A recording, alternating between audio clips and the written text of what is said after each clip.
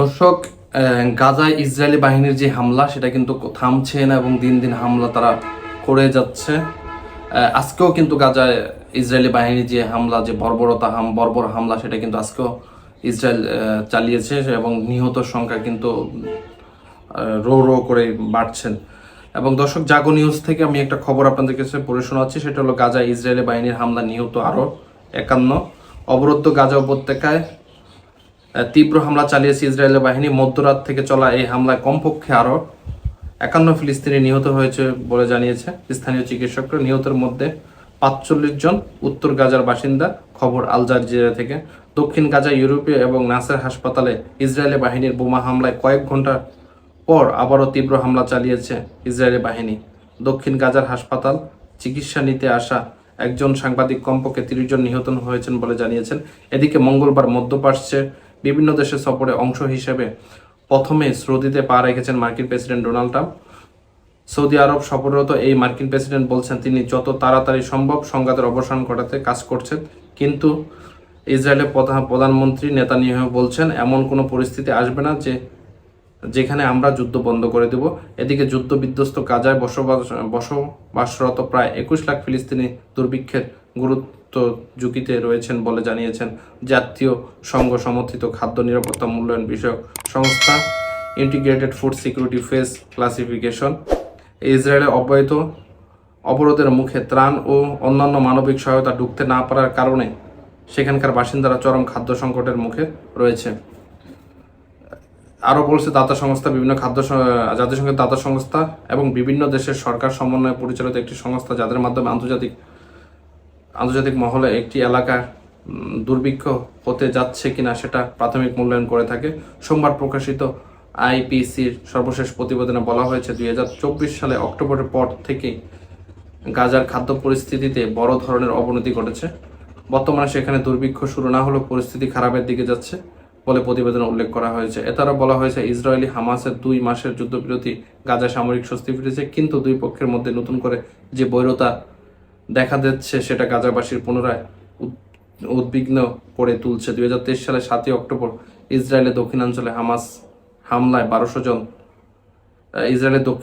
হামাসের হামলায় প্রায় 1200 জন নিহত হয়। এছাড়া 250 জনের বেশি মানুষকে জিম্মি করে হামাস। গত 1.5 বছরে জিম্মি ইসরায়েলের নাগরিক অনেকে মুক্তি পেয়েছেন, তবে এখনো 49 জিম্মি হামাসের হাতে বন্দী রয়েছেন বলে জানা গেছে।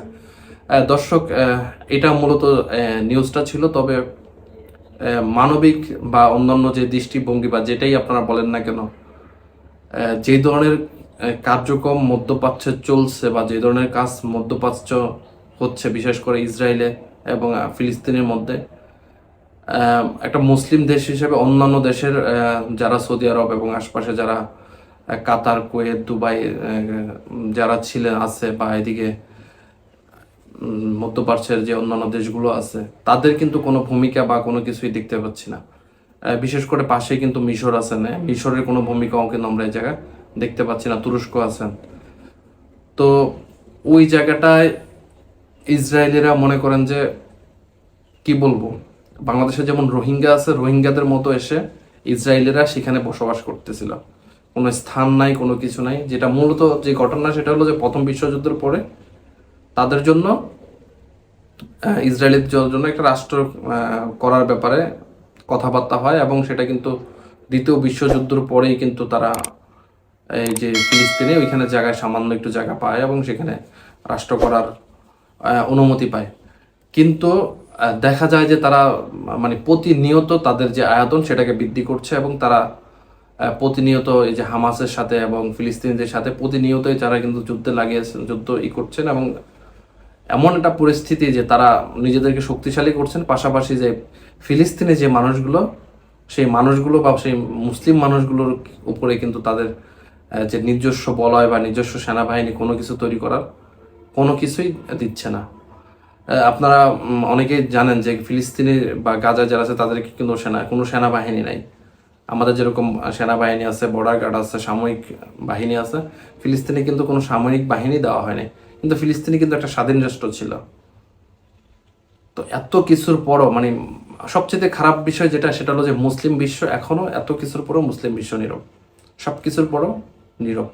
এখানে নির্বিচারে মানুষ মারা হচ্ছে, নির্বিচারে মানুষ হত্যা করা হচ্ছে, তারপরে কোনো আওয়াজ তুলছে না কোনো একটা দেশ। সবাই মানবাধিকারের কথা বলে, সবাই মানবাধিকার কথা বলে, শুধু মুসলিম নিধনের বেলায় কোনো মানবাধিকার থাকে না। মানে সবারই এমন একটা চিন্তা ভাবনা তৈরি হয়েছে যে পৃথিবী থেকে মুসলিমদের নিধন করতে হবে। জাতিসংঘ সব জায়গায় মানবাধিকারের কথা বলে, আমেরিকা মানবাধিকারের কথা বলে, তারপরে যে যুক্তরাষ্ট্র, যে যুক্তরাজ্য, যেটাকে আমরা ইংল্যান্ড বলি, মানবাধিকারের কথা বলে, প্রত্যেকটা দেশ মানবাধিকারের কথা বলে, ইউরোপ থেকে শুরু করে। কিন্তু মুসলিমদের যখন মারা হয় তখন আর কোনো মানবাধিকার থাকে না, তখন সবাই চুপ করে থাকে। মুসলিমদের নির্দিষ্টভাবে জঙ্গি ট্যাগ দিয়ে দিয়ে দিয়ে এই ধরনের নির্মম হত্যাকাণ্ডগুলো করা হচ্ছে। আসলে মানে এখান থেকে তো আর কিছু বলার নাই, বা কিছু করারও নাই, কিছু করতেও পারতেছে না এইটুক করা ছাড়া। দর্শক, সবাই দোয়া করবেন তাদের জন্য, আল্লাহ যেন তাদেরকে আল্লাহ যেন রক্ষা করে, সেই দোয়াটা সবাই করবেন। ভালো থাকবেন সবাই। আসসালামু আলাইকুম।